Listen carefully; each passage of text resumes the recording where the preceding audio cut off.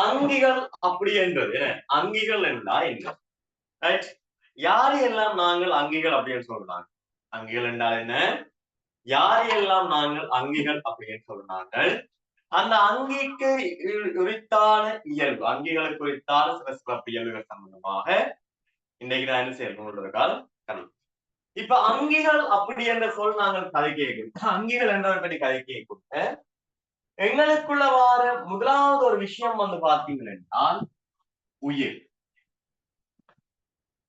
சரியோ அங்கிகள் அப்படின்னு சொல்லி நாங்கள் கதைக்க தொடங்கியக்குள்ள எங்களுக்குள்ள வார முதலாவது விஷயம் வந்து பாருங்க என்னது உயிர் என்ன அப்ப இந்த உயிர் அப்படி என்றால் என்ன எங்களுக்கு தெரிஞ்சிருக்க உயிர் என்றால் என்னன்னு எங்களுக்கு தெரிஞ்சிருக்க சரியோ நாங்க சொல்லுவோம் அதாவது உயிர் அங்க எப்படி இருக்குது உயிர் இப்படி இருக்கிறதெல்லாம் நாங்க கற்றுக்கோம் என்ன நிறைய பேர் சொல்லுவோம் நீ என்னுடைய உயிர் என்ன நீ என்னுடைய உயிர் மாதிரி என்ன அப்ப அந்த அன்றாடம் வந்து நாங்க அதிகமா பயன்படுத்துற சொல் இந்த உயிர் என்ற சொன்னாங்க அதிகமா என்ன செய்யறாங்க வாழ்க்கையில வந்து பயன்படுத்துறோம் அந்த உயிர் அப்ப என்ன என்ன நிறைய பேரை பார்த்து நீ எந்த உயிருக்கு சமனானது நீ எந்த உயிருக்கு நிகரானது நீ என்னுடைய உயிர் நீ என்னை விட்டு பிரிந்தால் நான் சிறந்து விடலாம் நிறைய கதையெல்லாம் கதைக்கு சரி அந்த உயிர் அப்படி என்றா என்ன ரைட்டோ யார் எல்லாம் நாங்கள் எண்ணத்தை எல்லாம் அந்த உயிருக்கான என்ன வரவிலக்கணம் இருக்கு அந்த உயிருள்ள காரணிகள் என்ன மாதிரியான இயல்புகளை வந்து வெளிக்காட்டுங்க இப்படியான சில விஷயங்கள் தான் பிள்ளைகள் நாங்க செய்ய போறோம் இன்றைய வகுப்புல வந்து பிள்ளைகள் கதைக்கும் கணேசதுதான் இன்றைய வகுப்புல நான் என்ன செய்ய போறேன் கதைக்க போறேன் சரியோ அப்ப இங்க கவனிங்க உயிர் அப்படி என்று சொல்லி நாங்க எதை சொல்லுகின்றோம் உயிர் என்று சொன்னாங்க எதை சொல்லுகின்றோம் உயிருக்கான வரைவிலக்கணங்கள் என்ன உயிருக்கான கோட்பாடு என்ன என்று கேட்டால் இங்க கவனிங்க என்ன இந்த வரவிலக்கணங்கள் இந்த கோட்பாடுகள் எல்லாம் வந்து பாருங்க எங்க நடத்திருப்போம் ரசாயனவியல் பகுதிகள் இந்த உயிருக்கு என்ன சொல்லினோம் என்றால் அதுக்கு உயிருக்கு என்ன சொல்லினோம் என்றால் தெளிவா ஞாபகம் வச்சுக் கொள்ளுங்க இந்த பௌதீகவியல் ரசாயனவியல்ல பயன்படுத்தப்படுகின்ற அந்த கொள்கைகளால அதாவது பௌதீக ரசாயன கொள்கைகளால விளக்க முடியாத ஒரு கூறுதான் பிள்ளைகள் அந்த உயிர் சரியோ இது இப்படி இருக்கும் அது அப்படி இருக்கும் உயிருக்கு ஒரு வடிவம் உயிரின் திணிவு உயிருக்கு ஒரு விஷயம் இப்படி இந்த பௌதிக ரசாயனவியல் கொள்கைகளால விளக்க முடியாத என்ன பௌதிக ரசாயனவியல் கொள்கைகளால விளக்க முடியாத ஒரு கூறுதான் பிள்ளைகள் இந்த சரியோ அப்ப உயிருக்குன்னு சொல்லி வரவழகம் கேட்டீங்கன்னா இல்லை சரியோ உயிரெண்டா இருந்து கேட்டீங்கன்னா இல்லை ஆனால் நோட் பண்ணிட்டோங்க ஆனால் இந்த உயிர் அப்படின்னு சொல்லி பார்த்தீங்கன்னு சொன்னார் யாருன்னு பாத்தீங்களென்றால் உயிர் என்று பாத்தீங்களென்றால் ஒரு சில சிறப்பியல்களை கொண்டிருக்கணும் என்ன சிறப்பியல்கள் வளர்ச்சி அடையக்கூடியதாக இருப்பினும் அதாவது கள ஒழுங்கமை மட்டத்தை கொண்டிருப்பினும் போசனையை பெற்றுக் கொள்ளினும் சுவாசத்தை பெற்றுக் கொள்ளினும் இனம் இருக்கக்கூடியதாக இருக்கணும் இசைவாக்கம் இருக்கும் என உருத்துணை இசைவாக்கம் இருக்கும் இசைவாக்கம் ஒருத்துணர்ச்சி மன்றட்சியும் இருக்கும் இப்படியான 7 விஷயங்கள் அதாவது 7 இயல்புகளை கொண்டிருக்கும் என்றால் அது உயிருள்ளது சரியோ அப்ப உயிருள்ளது என்றால் என்னன்றதுக்கு தனிப்பட்ட ஒரு வரவழைப்பு செய்ய மாட்டோம் நாங்கள் கதைக்க மாட்டோம் இப்படியான ஒரு 7 விஷயங்களை உள்ளடக்கி இருக்குமா இருந்தால் அது உயிர் 7 விஷயத்தை உள்ளடக்கி இருக்குமா இருந்தால் அது உயிர் தெளிவுதானே ஐயா இதுல பிரச்சனை இல்லை தானே சிம்பிளா மண்டைக்குள்ள போடு குழம்பா சரியோ இந்த பாடல அப்ப எந்த வார்த்தை நீ கலைக்க போறீன்னு கேட்டா இந்த 7 இயல்புகளை பற்றி கதைக்கும் உயிருக்கு நாங்கள் சொல்லுகின்ற அந்த 7 சிறப்பியல்புகளை பற்றி கதைக்க போற பாடம் தான் இந்த அங்கிகளின் சிறப்பியல் என்ற இந்த பாடம் சரியோ இப்ப பாடத்தை பொறுத்த வரைக்கும் ஒரு சிம்பிளான பாடம் அதிகமா யோசிக்கிறதுக்கு எதுவும் இல்லை ஏன்னா எக்ஸாம்ல ஒரு 2-3 ஸ்ட்ரக்சர் 2-3 MCQ-ஓடையும் ஏன்னா சில வேளைகள்ல ஒரு ஸ்ட்ரக்சர் கேள்வியிலையும் வரக்கூடிய ஒரு விஷயம் கிடையாது ஏன்னா செகண்ட் பார்ட்ல கட்டாயம் கொஞ்சம் கேள்வி வரும் ஆகவே செகண்ட் டேர்முக்கு படியுங்கோ ஃபைனல் எக்ஸாம் 2 MCQ ஒரு ஸ்ட்ரக்சருக்குள்ள வரக்கூடிய மாதிரியான ஒரு விஷயங்கள் இங்க இருக்கு சரியோ ரைட் தெளிவா ஞாபகம் பாடம் சின்னன் படிக்க போற விஷயம் சின்னன் இது சம்பந்தமா திரும்ப என்ன செய்ய போறாய், அதிகமா நீ கதைக்க போறாய். இங்க நீ கதைக்க போற ஒவ்வொரு விஷயத்தை பற்றியும் பின்னாட்கள்ல வந்து கதைக்க போறீ. சரியோ? பின்னாட்கள்ல கதைக்க போறது என்ன ஒரு பேசிக்கான விஷயத்த மட்டும் தான் நீங்க என்ன செய்ய போறீங்க, கதைக்க போறீங்க. ரைட்டோ? சரி. அப்ப அதுல உங்களுக்கு பிரச்சனை தானே பிள்ளைகள். அப்ப எங்களுக்கு உயிரெண்டா என்ன என்ற விஷயம், இந்த உயிரங்கிகள் என்ன மாதிரியான சிறப்புகளை காட்டின அப்படின்னு. ரைட். அப்ப உயிரங்கிகள் நிறையா உயிரங்கிகள் உயிரற்ற இயல்புகளையும் காண்பிக்கக்கூடியதா இருப்பினும் விளங்குதே, உயிரங்கிகள் உயிரற்ற இயல்புகளையும் காண்பிக்கக்கூடியார்களாக வந்திருப்பினும் அது என்ன என்று பார்த்தீங்கன்னால் தெளிவா மண்டைக்குள்ள போடுது. உயிருள்ள அங்கிகள் சில உயிரற்ற நடத்தைகளை அதாவது உயிரற்றவைகளாக காணப்படும். அதாவது நாங்கள் இங்க கதைச்ச அந்த 7 இயல்பை என்ன செய்ய மாட்டோம், வெளிக்காட்ட மாட்டோம். இங்க கதைச்ச அந்த 7 இயல்பை என்ன செய்ய மாட்டோம் ஐயா, வெளிக்காட்ட மாட்டோம். யார் அவையும் ஐயோ யாரா நீங்க எல்லாம் என்றவர், யார் அந்த ஆற்றத்தை பார்த்தீங்கன்னா முதலாவது வந்து பாருங்க உயிர்ச்சுவடு.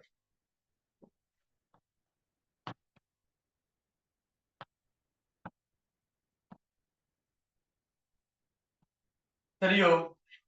ஒரு உயிர்ச்சுவல் எடுத்து பாருங்க பிள்ளைகள். நாங்க உயிர்ச்சுவல் உனக்கு என்னன்னு தெரியும், என்னது, அதாவது மண்ணுக்குள்ள புதைந்து காணப்படுகின்ற உயிரங்கிகளின் உடற்பாகங்களைத்தான் நாங்கள் உயிர்ச்சுவல் சொன்னாங்க.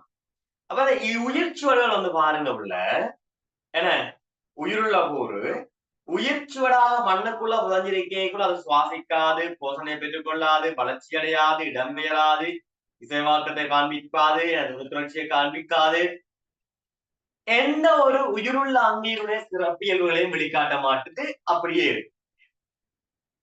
அந்த உயிர்ச்சுவட்டில இருந்து ஒரு டிஎன்ஏ மூலக்கூறை பிரிச்செடுத்து கொண்டு வந்து இன்னொரு அங்கியின் உடலுக்குள்ள செலுத்தேக்குள்ள முதல் வாழ்ந்த அந்த உயிர்ச்சுவடின் இயல்புகள் மீள என்ன செய்யலாம், இங்க வந்து கொண்டு வரலாம். பாருங்க, உயிர் இருக்குது ஆனால் அந்த மண்ணுக்குள்ள புதஞ்சிருக்க அது வெளிக்காட்டையில.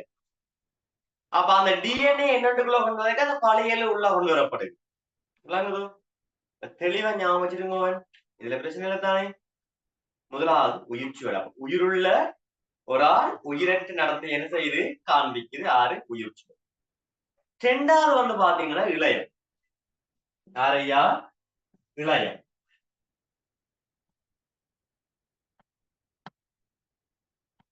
அதாவது ஒரு இளையப்பாங்கான இளைய பகுதி ஒன்று ஒரு உடல்ல இருந்து வெட்டி எடுத்து அதை கொண்டே டீபிரிச்சர்ல வச்சு அதை பாதுகாக்கக்குள்ள அதை என்ன செய்யாது, எந்த விலையும் காட்டாது, சுவாசிக்காது, இனப்பெருக்காது, இந்த 7 இயல்புகளை வந்து செய்யாது, காண்பிக்கா. இந்த 7 இயல்பு என்ன செய்யாது ஐயா, காண்பிக்காது.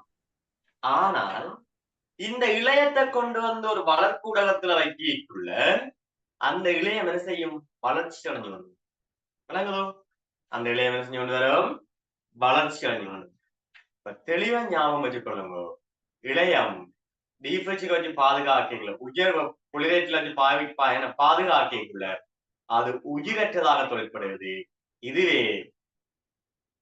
இதுவே அந்த இளையத்தை வளர்ப்புலகத்துல வைக்க உயிருள்ளதா என்ன செய்யுது, வளர்ச்சி அடைஞ்சு வந்தது. விளங்குதோ? அவ தெளிவா ஞாபகம் வச்சுக்கொள்ளுங்க. இரண்டாவது என்னது, இளையம். மூன்றாவது விஷயம் வந்து பாருங்க, உனக்கும் தெரிஞ்ச எனக்கும் தெரிஞ்ச ஒரு ஆள் ஆறுன்னு பாத்தீங்கன்னா இந்த கோழி முட்டை. மூன்றாவது விஷயம் வந்து பாத்தீங்கன்னா கோழி முட்டை.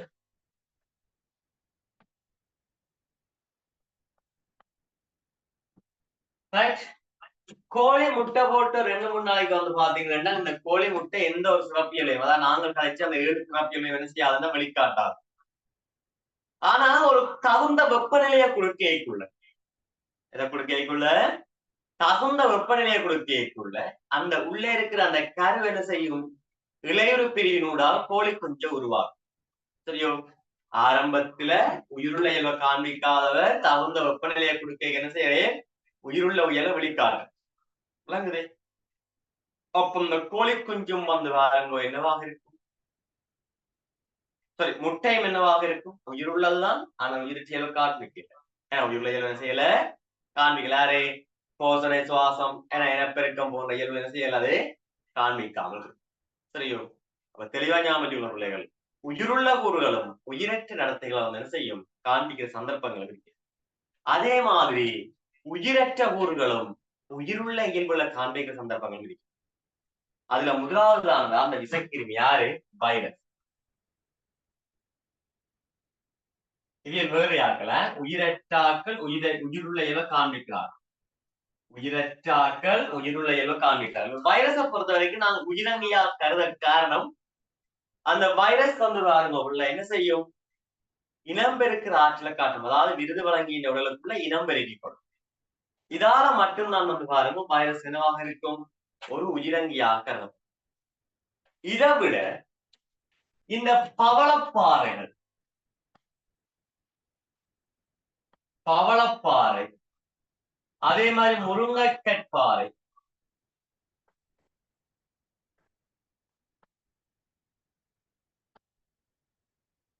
இவையெல்லாம் வந்து பாருங்க உயிரற்ற ஆட்கள், ஆனால் உயிருள்ள அதாவது இந்த பவளப்பாறை முருங்கைக்கற்பாறை வந்து பாருங்க வளர்ச்சியை காட்டும்.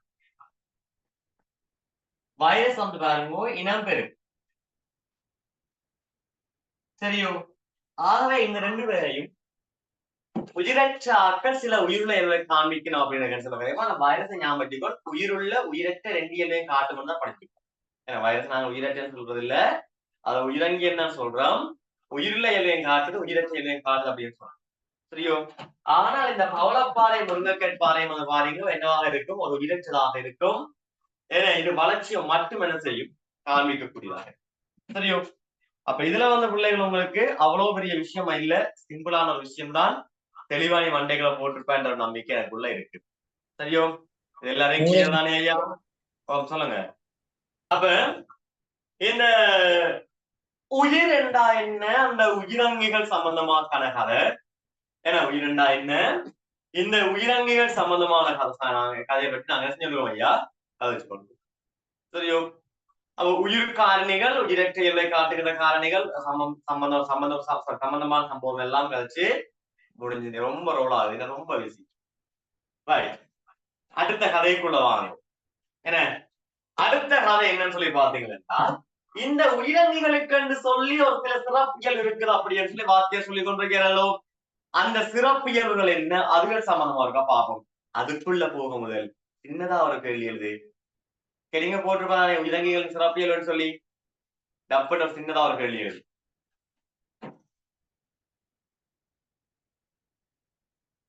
எழுதுங்க. உயிர் என்றால் சொல்லுமா. பொது இயல்புக்கும் சிறப்பியல்புக்கும் வித்தியாசம் இருக்கா சார்?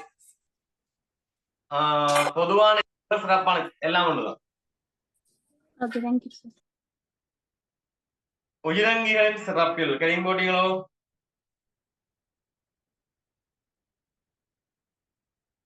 அழகான ஒரு கேள்வி எழுதுங்க. உயிர் என்றால் என்ன? உயிர் என்றால் என்ன? உயிர் என்றால் என்ன?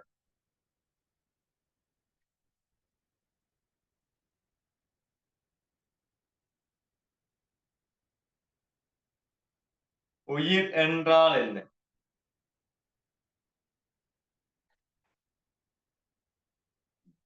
உயிர் என்றால் என்ன? அடுத்த கேள்வி.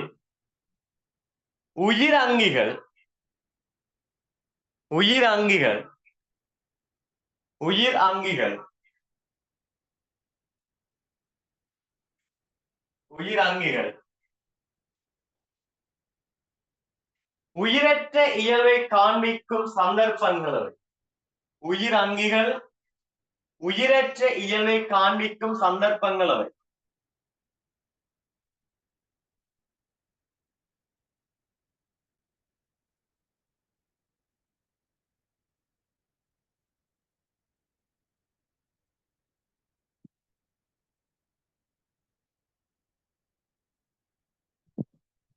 உயிரங்கிகள் உயிரற்ற இயல்பை காண்பிக்கும் சந்தர்ப்பங்கள் அவை. அடுத்த கேள்வி.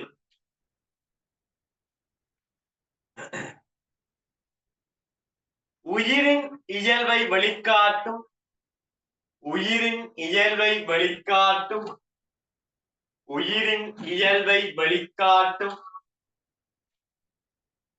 உயிரின் இயல்பை வெளிக்காட்டும் உயிரற்ற கூறுகளவை உயிரின் இயல்பை வெளிக்காட்டும் உயிரற்ற கூறுகளவை உயிரின் இயல்பை வெளிக்காட்டும் உயிரற்ற கூறுகளவை உயிரற்ற கூறுகளவை உயிரின் இயல்பை வெளிக்காட்டும் உயிரற்ற கூறுகளவை ரைட் அர்த்தம் எழுதியாருங்க அக்கூறுகள் வெளிக்காட்டும் அக்கூறுகள் வெளிக்காட்டும்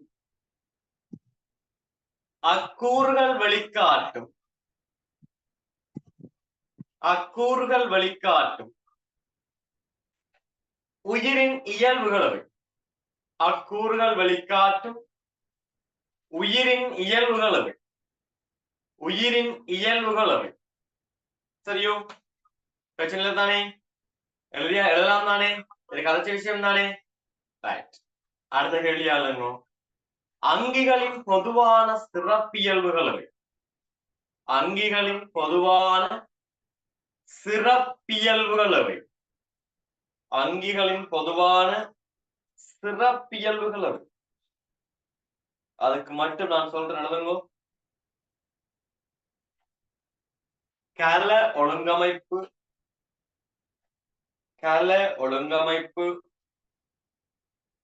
போசனை கல ஒழுங்கமைப்பு போசனை சுவாசம் சுவாசம் உருத்துணர்ச்சியும் இசைவாக்கமும் சுவாசம் உருத்துணர்ச்சியும் இசைவாக்கமும் கழிவகற்றல் கழிவகற்றல் அசைவு அசைவு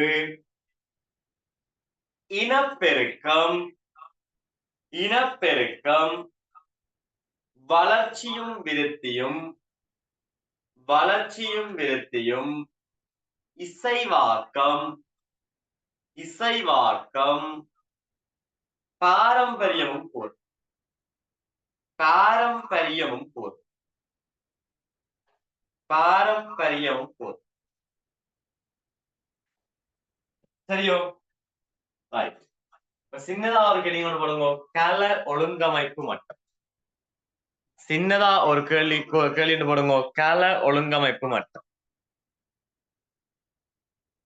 கல ஒழுங்கமைப்பு மட்டம்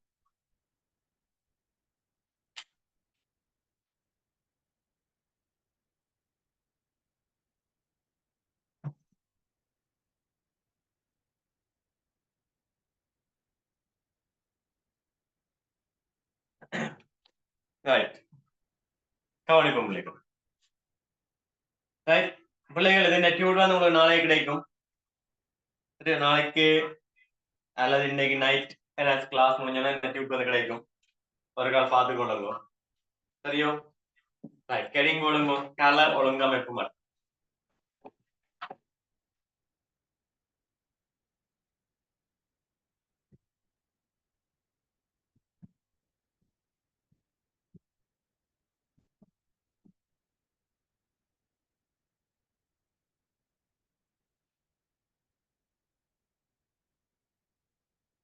ரைட் கவனிங்க இருக்கா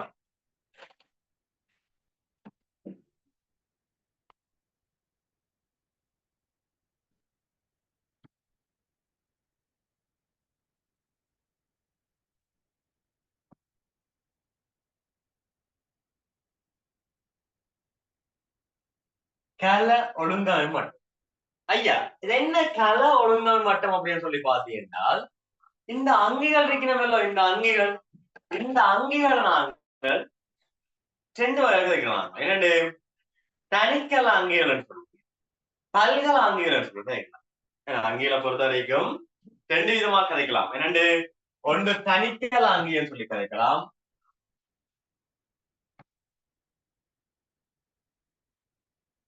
அதே மாதிரி பல்கல அங்கிகள்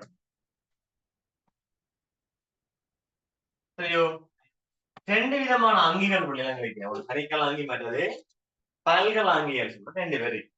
ஐயா தனிக்கல அங்கி என்றால் ஒரு கலம் மட்டும் காணும். என்ன அதான் சொன்னாங்க தனிக்கல அங்கி சொன்னாங்க. ஆனா பல்கல அங்கின்னு சொல்லி போனீங்கன்னா பல கலங்கள் வந்து காணப்படும். என்ன பல கலங்கள் சேர்ந்து காணப்பட்டால் அதைத்தான் சொல்லுவோம் என்னது பல்கல அங்கின்னு சொல்றோம். சரியோ? அவ தெளிவா ஞாபகத்துக்கு போடுங்க. தனி ஒரு கலத்தால் ஆக்கப்பட்டிருந்தால் தனிக்கல் அங்கின்னு சொல்லியும் பல கலங்களால் ஆக்கப்பட்டிருந்தால் அது பல்கல அங்கிகள் அப்படின்னு சொல்லி வந்து நாங்கள் சொல்றாங்க. பிள்ளைகள் அப்ப இதுகள்ல எங்களுக்கு எந்த ஒரு இஷ்யூம் இல்லை தானே. இப்ப இந்த பல்கல அங்கிகளை பொறுத்த வரைக்கும் மாறு தாவரங்களா இருந்தாலும் சரி விலங்குகளா இருந்தாலும் சரி ஐயா இந்த பல்கல அங்கிகளை பொறுத்த வரைக்கும் இந்த பல்கல அங்கிகளும் வந்து பாருங்க தனிக்கல மட்டத்தில இருந்தால் உருவாகி தெளிவா ஞாபகம் எந்த ஒரு பல்கல அங்கியும் தனிக்கல மட்டத்தில இருந்து அனுசையப்பட்டிருக்கும் உருவாக்கப்பட்டிருக்கும். ரைட் இதுல என்ன சிங்களம் கலைக்கிறீங்கள் வார்த்தை விலங்குகள் சொன்னீங்க பாரு. என்ன இப்ப மனிதன் என்றால் இந்த மனிதன் ஒரு பல்கலாங்கி என்ன கண்களால் தெளிவா தெரியக்கூடிய ஒரு பல்கலாங்கி.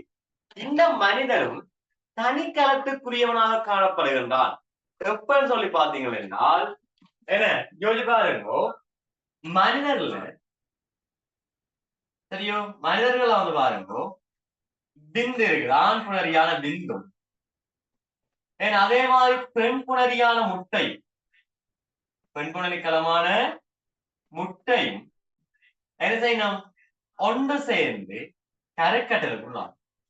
அவைகள் கரைக்கட்டலுக்குள்ளார் என ஒரு நுகம் அந்த நுகம் மேல உழைவு பிரிவுக்குள்ளார் ஒரு பல்கல அங்கிய வந்து தோற்றிருக்கும் இல்லையா. அவ கதை என்னென்றாலையா இந்த ஆர்வம் 2 பேரும் தனித்தனி அதாவது புணரிகளாக இருக்கும்போது தனிக்கலத்துக்குரியார்களா புணரிகளாக இருக்கும்போது என்ன இருக்கணும் தனிக்கலத்துக்குரியார்களாக இருக்கணும். அப்ப 2 பேரும் புணரிகளாக இருக்கும்போது தனிக்கலத்துக்குரியதாக காணப்படுறதால என்ன கதை சொல்றோம் ஐயா என்ன கதை சொல்றோம் ஐயா எந்த ஒரு பல்கலாங்கியும் தனிக்கல மட்டத்துக்குரியனவாக காணப்படுகிறோம். எந்த ஒரு பல்கலாங்கியும் தனிக்கல மட்டத்துக்குரியனவாக காணப்படினோம் அப்படின்னு நாங்கள் சிம்பிளா கற்றுக்கொண்டு போறோம். இது என்ன பொறுத்த வரைக்கும் பெரிய ஒரு விஷயம் கிடையாது. சரி ஒரு சிம்பிளான ஜாலியான ஒரு விஷயம். ரைட் எந்த ஒரு பல்கலாங்கியும் தனிக்கல மட்டத்துக்குரிய தனிக்கல மட்டத்தில இருந்து பல்கல மட்டம் வரையும் அதிகரிச்சு கொண்டு போதல்லோ. இப்படி போகும்போது ஒரு ஒவ்வொரு மட்டங்களும் ஒவ்வொரு இடைநிலைகள் வந்து காணப்படும். சரியோ அதாவது களத்தில இருந்து ஒரு பல்கல அங்கி வரையும் போகைக்குள்ள ஒவ்வொரு இடைநிலைகள் வந்து காணப்படும். சரியோ அந்த தனிக்கல மட்டத்தில இருந்து பல்கல மட்டம் வரை காணப்படுகின்ற அந்த ஒழுங்கமைப்பத்தான் பிள்ளைகள் கல ஒழுங்கமைப்பு மட்டம் சொல். என ஒரு அங்கியினுடைய தனிக்கல மட்டத்தில இருந்து பல்கல மட்டம் வரையும் காணப்படுகின்ற ஓடர் அந்த ஒழுங்கத்தான் ஐயா என்ன சொல்றோம் நாங்கள் கல ஒழுங்கமைப்பு மட்டம். சரியோ இங்க கதை என்னென்றால் நாங்கள் ஆரவரை கணிக்க போறோம். அதாவது முதலாவது எங்க தொடங்க போகுது களத்தில இருந்து தொடங்க போகுது. களம் தானே பிள்ளைகள் ஒரு அங்கியினுடைய கட்டமைப்பிலே தொழிற்பாட்டினை அடிப்படை அழகு. ஆகவே முதலாவது நாங்கள் ஆரவரை கணிக்கொண்டால் களம் வருகிறது. சரியோ களம் என்றால் என்ன பிள்ளை சின்ன விஷயம் படிச்சினாங்க இப்பயும் படிச்சினாங்க அங்கி ஒன்றின் கட்டமைப்பினதும் தொழிற்பாட்டினதும் அடிப்படை அழகுதான் என்னவாக இருக்கிறது களங்களாக வந்து காணும். சரியோ அது தெளிவா ஞாபகம். அப்ப களம்ன்றது அங்கியினுடைய அடிப்படை மட்டம் இல்ல. இதை விடவும் கொஞ்சம் பேர் இருக்கிறோம்டா அணுக்கள் மூலக்கூறுகள் புன்னங்கங்கள் அடுத்ததான் ஐயா களம் என்ன அதாவது களத்தையும் மேலும் பிரிச்சா கொண்டு போகலாம் பிரித்து கொண்டே போகலாம். என்ன களம் கள புன்னங்கம் மூலக்கூறு அணு கொண்டு பிரிக்கலாம். இது எங்க வந்து படிப்பீங்கன்னா ஏழுல வந்து படிப்பீங்க. சரியோ ஏழுல வந்து இதை பற்றி கதைப்பியல். இப்ப சிம்பிளா ஞாபகம் களம் அப்படி என்றால் என்னையா ஒரு அங்கியின் கட்டமைப்பின்றையும் தொழிற்பாட்டின்றையும் அடிப்படை அழகு கட்டமைப்பின்றையும் தொழிற்பாட்டின்றையும் அடிப்படை அழகுதான் ஐயா என்னவாக இருக்குது களமாக இருக்குது. சரியோ இந்த களங்கள் ஒன்று சேரைக்குள்ள என குறிப்பிட்ட ஒரு தொழிலுக்காகவோ அது பல தொழிலுக்காகவோ இந்த கலங்கள் ஒன்று சேர்ந்து ஆற உருவாக்கும் என்றால் இளையத்தை உருவாக்கும். அப்ப கல ஒழுங்கமைப்பு மட்டத்துல 2வது மட்டம் வந்து பாத்தீங்கன்னா என்ன வரப்போகுது? இளையம் வரப்போகுது. சரியோ? அடுத்தது வந்து பாருங்க ஒரு இளையம்.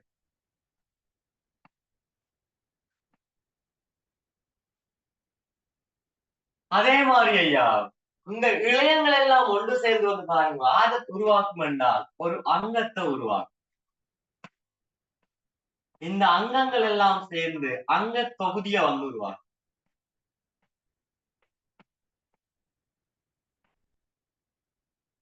அங்க தொகுதிகள் சேர்ந்து ஆற உருவாக்கும் ஒரு அங்கிய வந்து உருவாக்கும். தெளிவா ஞாபகம் வச்சுக்கொள்ளுங்க. என்ன இளையம் என்றால் கலங்கள் ஒன்று சேர்ந்து குறிப்பிட்ட ஒரு தொழிலுக்காகவோ அல்லது பல தொழிலுக்காகவோ கலங்கள் ஒன்று சேர்ந்து உருவாதான் இளையம். இளையங்கள் சேர்ந்து அங்கத்தை உருவாக்கும். உதாரணமா களம் என்று பாத்தீங்கன்னா நான் யாரு விலங்கு களம் என்ற கதை. சரி, ஒரு விலங்கு களத்தை பற்றி கதைக்குது. இந்த விலங்கு களங்கள் சேர்ந்த எங்களுக்கு எனது இளையங்களை உருவாக்கும். இளையங்கள் படிச்சீங்க தானே? மேல நிலையம், தொடர்பு இளையம், தசை இளையம், வெண்புளையம் என்றெல்லாம். ரைட். அதுல நான் தசை இளையத்தை எடுக்கிறேன். தசை இளையம் எடுத்து பாத்தீங்கன்னா தசை இளையத்திலேயே வந்து பாருங்க என்ன மலமளப்பான தசை, வன்முடு தசை, இதய தசைன்னு வந்திருக்குமல்லோ. அதுல இருந்து இதய தசை எடுக்கிறேன். இதய தசையை இந்த இதய தசைகள் சேர்ந்து ஆற உருவாக்குது என்றால் இதயத்தை உருவாக்கும். ஆற உருவாக்குது? இதயத்தை உருவாக்கும். இந்த இதயம் குருதிக்கலன், அதாவது நாடினாளம் என குருதிக்கலன், நாடி நாளம் இதெல்லாம் சேர்த்து ஆற உருவாக்குது? சுற்றோட்ட தொகுதியை உருவாக்கும். சுற்றோட்ட தொகுதியை உருவாக்கும். அதே மாதிரி என குருதி சுற்றோட்ட தொகுதி, சுவாச தொகுதி, கழிவகற்றல் தொகுதி, இனப்பெருக்க தொகுதி, இயவாக்க தொகுதி, நரம்பு தொகுதி, எண்பு தொகுதி, இப்படி தொகுதிகள் பல சேர்ந்தார உருவாக்கினோம் அங்கிய உருவாக்கினோம் அங்கிய உருவாக்கி. சரியோ? அப்ப யோசிச்சு பாருங்க, ஒவ்வொரு அடிப்படை மட்டம் அந்த ஒவ்வொரு அடிப்படை மட்டத்தையும் காணப்படுற ஆகும். சரியோ ஐயா? சிம்பிளான விஷயம், பெருசா ஒண்ணு மண்டை கட் பண்ணி சிம்பிளா போட்டு வச்சுக்கோ, ஜாலியா படிக்கலாம். ரைட்டோ? அப்ப இந்த கல ஒழுங்கை மட்டம் வந்து எங்களுக்கு அடிக்கடி வந்திருக்கு. 10 MCக்கு வந்திருக்கு இது வரைக்கும் பாஸ்ட் பேப்பர்ல. ஸ்ட்ரக்சர்ல ஒர்க்காவும் என்ன வந்திருக்குது, எனக்கு எக்ஸ்ட்ரா ஏர் தெரியாது வந்திருக்குது. ரைட். அப்ப இது ஒரு கேட்கப்படுறோம் அப்படின்னா தயவு செய்து எல்லாம் மண்டையில போட்டு வச்சுக்கோள். அடிப்படையில களம், இளையம், அங்கம், தொகுதி, அங்கி. சரியோ? அவ்வளவுதான் நாங்க இருக்கிற களம், இளையம், அங்கம், தொகுதி, அங்கி. சரியோ?